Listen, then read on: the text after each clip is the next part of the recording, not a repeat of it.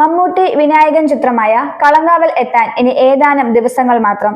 പുതുമകൾ ഒന്നൊന്നായി നിരത്തി സമൂഹ മാധ്യമങ്ങളിൽ വൈറലാവുകയാണ് ഈ സിനിമ. ഒപ്പം പ്രതീക്ഷകളും ചിറകേറി പറന്നു തുടിക്കുകയാണ്. വിനായകന്റെ നായക കഥാപാത്രത്തിന് മമ്മൂട്ടിയുടെ വില്ലൻ വേഷം കാണാൻ കാത്തിരിക്കുകയാണ് പ്രേക്ഷകർ ഒന്നടങ്കം.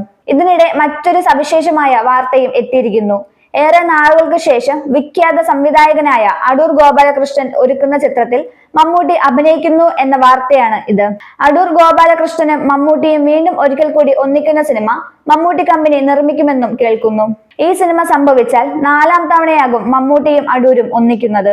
മമ്മൂട്ടിയുടെ സുപ്രധാനങ്ങളായ കഥാപാത്രങ്ങളിൽ അടൂർ ചിത്രങ്ങളിലെ വേഷങ്ങളും ഉണ്ടെന്ന് സിനിമാ പ്രേമികൾക്കൊക്കെ അറിയാവുന്ന കാര്യമാണ്.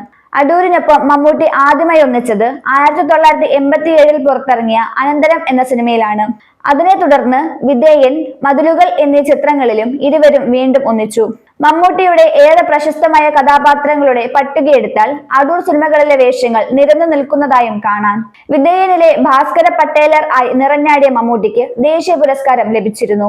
ആഗോള പ്രശസ്തനായ അടൂർ ഗോപാലകൃഷ്ണന്റെ അവസാനമായി നാം കണ്ട സിനിമ 2016 പുറത്തിറങ്ങിയ പിന്നെയുമായിരുന്നു. മമ്മൂട്ടി കമ്പനി നിർമ്മിക്കുന്ന പുതിയ സിനിമ പുതിയ കാലത്തിന്റെ പ്രേക്ഷകർക്ക് മുന്നിൽ സവിശേഷമായ അടൂർ അനുഭവം കാഴ്ചവെക്കും എന്നതിൽ സംശയിക്കാനില്ല.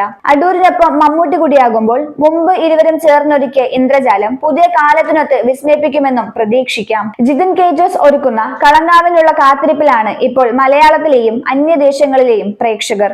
നവംബർ 27-ന് ചിത്രം ആഗോള റിലീസായി എത്തുമ്പോൾ മമ്മൂട്ടി കമ്പനിക്ക് അഭിമാനിക്കാവുന്ന ചിത്രം തന്നെയാകും എന്ന് പ്രേക്ഷകർക്ക് ഉറപ്പുണ്ട്. അതേ തുടർന്ന് അടൂരും മമ്മൂട്ടിയും വീണ്ടും ഒന്നിക്കുമ്പോൾ മലയാള സിനിമയിൽ നാം കാണാൻ കൊതിക്കുന്ന ഒരു വലിയ സംഭവമായിരിക്കും അണിയറയിൽ ഒരുങ്ങുന്നത് എന്ന് തന്നെ പ്രതീക്ഷിക്കാം.